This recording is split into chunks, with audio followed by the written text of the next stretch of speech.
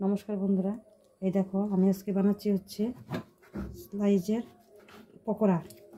এই দেখো আমি স্লাইসগুলো ভালোভাবে কেটে নিচ্ছি। এই দেখো বন্ধুরা, আমার এই স্লাইজের পকোড়াটা বানাইতে কী কী লাগবে আমি বলে দিচ্ছি।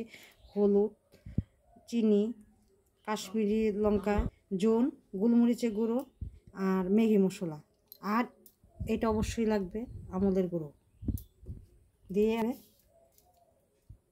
মিক্সড করে নেব। লবণটা দিয়ে দিলাম,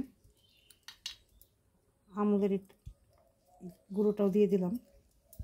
এই দেখো এই আমলের গুঁড়োটা আমার লাগবে। এখন আমি ভালো করে মিক্স করে নেব, জলটাও দিয়ে দিলাম। এই দেখো বন্ধুরা, আমার মাখানির পরে জিনিসটা এরকম আসছে। তেলটা আমি দিয়ে দিলাম।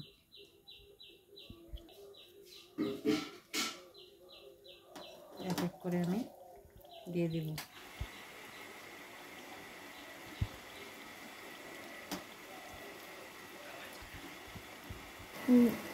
বুঝি এই দেখো বন্ধুরা, আমার ফাইনাল লুকটা দেখি। তোমরা খেলে পরে হয়তো বুঝতে পারো এটা অসাধারণ একটা রেসিপি। তোমরা ঘরে অবশ্যই বানিয়ে খেও।